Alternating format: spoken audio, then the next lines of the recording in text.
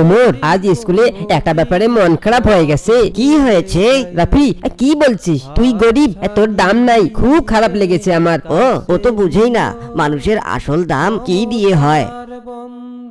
কি হয়েছে রে আলী, মন খারাপ কেন? চাচা, কেউ বলেছে আমি গরিব, তাই আমার কোনো দাম নেই।